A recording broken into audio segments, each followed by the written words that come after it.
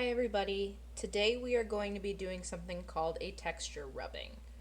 All you need is a blank sheet of paper and something to write with. I'm using a pencil, but I'll also show you how you can use a crayon. And then you're going to need to go around your house and collect some things that have interesting textures. When I say things that have interesting textures, I mean something that feels interesting. If you rub your finger across it, you can feel the difference in it. It's not smooth, but you can feel bumps in it. So let's get started. First, I'm going to use my pencil. I'm going to pick up my paper. All this is a cooling rack for when you're baking cookies. I just pulled it out of my cabinet, but if I run my fingers across it, I can feel an interesting texture.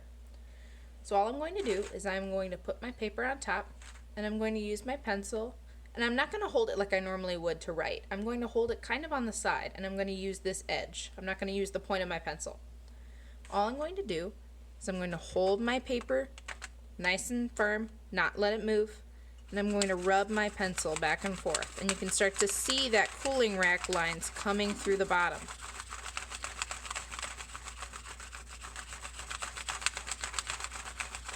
Just like that. Now I'm going to show you how you can do that with a crayon too, if you don't have a pencil or you want it to be a little more colorful. I'm going to use my crayon. It's a little easier if it doesn't have the paper on it so that you can hold it on its side. We're going to do the same exact thing just with a crayon.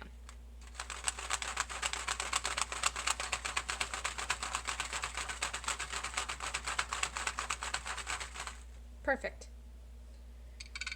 Now I can take the cooling rack out from underneath my paper.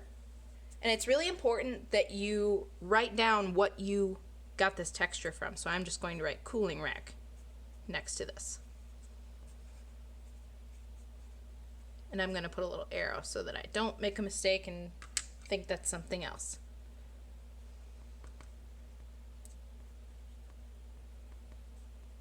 Just like that. So what else do I have? I have some paper clips, so maybe I'll use my paper clips. So I'll put those down on the table. And then I'm going to put my paper on top of them. And I can feel them through so I know where I need to be drawing. I'm going to take my pencil on its side, and you can start to see it starts to get that lead on the side, which means you're doing it right. So I'm going to hold my paper.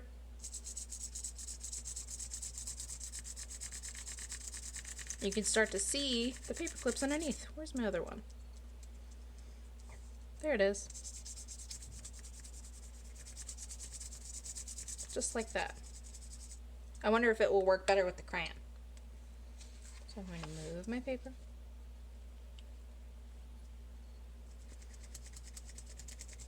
Oh, I think I like it better with the crayon. You can start to see a little bit more of the inside of the paper clip.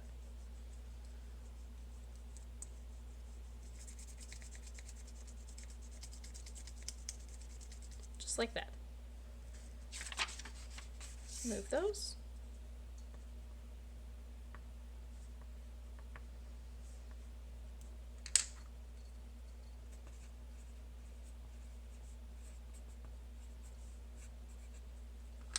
Lastly, I have a dinner plate, and you can kind of see there's a different edge, so I thought that might be interesting. So I'm going to put my paper down. I'm going to use this corner. This one might be a little tricky since it's not flat. Rub, rub, rub. I like that. It almost looks like a seashell.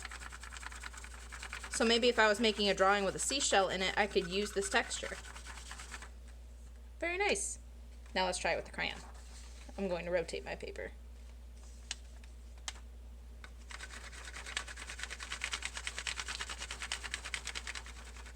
It's very important that you don't let your paper move, because then your rubbing will look funny. That looks very nice. See, if I try to go back and I try to do this pencil rubbing again, and I go over it, uh-oh, now I have a different edge. You see that different edge now? So you never want to move your paper while you're rubbing. So now I'm just going to label this.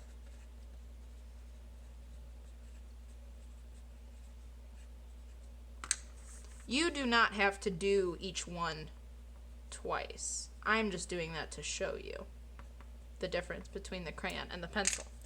You can use crayon, you can use pencil, but you need to find 10 different textures. So here's another example that I made, and you all should have a copy of this. These are 10 different textures I found, almost all in my kitchen, but you can see where I labeled exactly what I got the texture from. So what you need to do is find another blank piece of paper and try to find some textures of your own. Send them to me on Dojo or Google Classroom as a photo, and I hope you all have fun with this project, because I know I did.